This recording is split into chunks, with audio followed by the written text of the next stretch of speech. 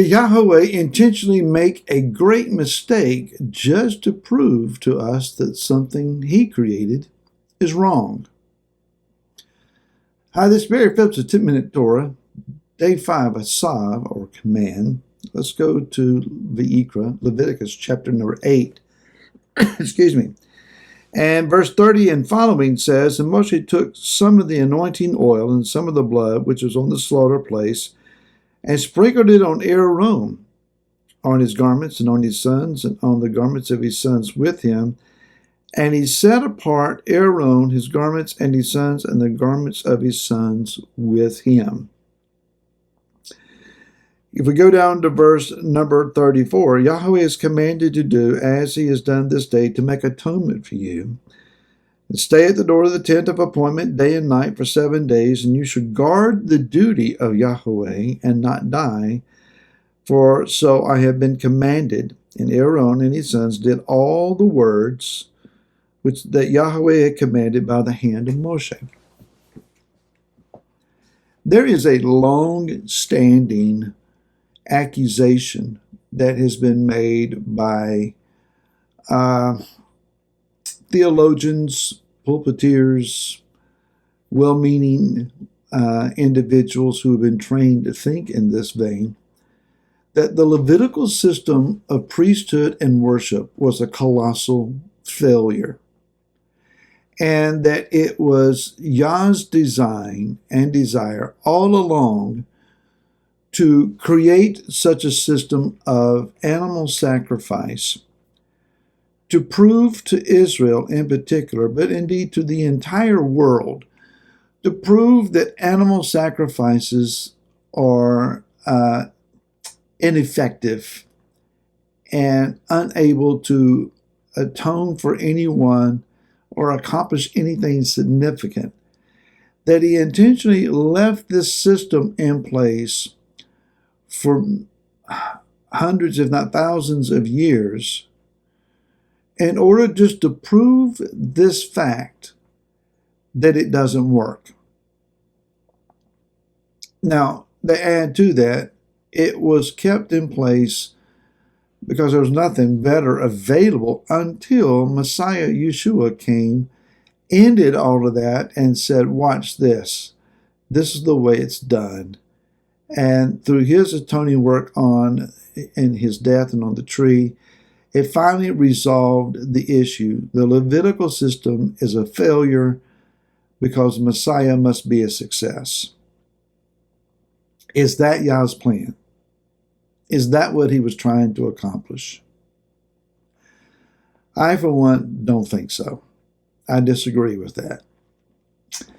And so let's understand this, that Yah intentionally set up the Levitical system, including animal sacrifices, because he said many times that the smoke that came up from that altar in the courtyard, from the burning of flesh and fat and the sprinkling of blood, that it was a well-pleasing aroma to him, and that it was acceptable to him.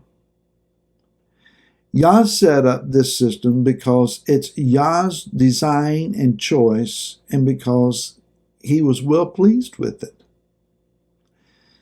Now, again, we have to compare or align or somehow figure out the relationship between all that was done prior to Yeshua himself, what he did, and post Yeshua, his work on the cross. If we go over to the book of Hebrews, and in Hebrews chapter number 9, verses 11 through 14, we read, But Messiah, having become a high priest of the coming good matters, through the greater and more perfect tent, not made with hands, that is not of this creation, entered into the set-apart place once for all, not with the blood of goats and calves, but with his own blood, having obtained an everlasting redemption. For if the blood of bulls and goats and the ashes of a heifer, sprinkling the defiled, listen to this, it actually has an effect, sets apart for the cleansing of the flesh. It does work. It sets apart the cleansing of the flesh.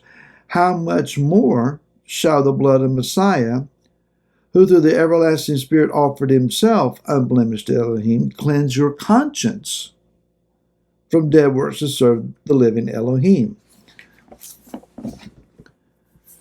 So the work that was done, the worship that was offered, the offerings that were laid upon the Levitical altar, they had an effect of cleansing defilement and offering atonement.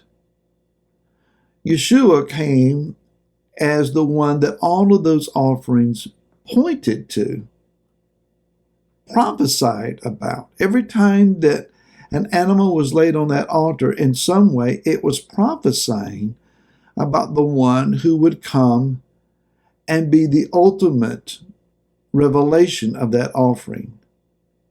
When Yeshua died in our behalf, it was well-pleasing in the Father's sight that he accepted his Son's giving of himself.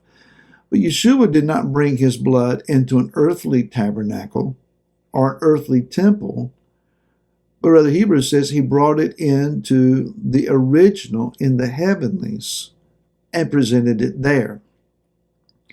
Because Yeshua was not a Levite. He was not born of the tribe of Levi.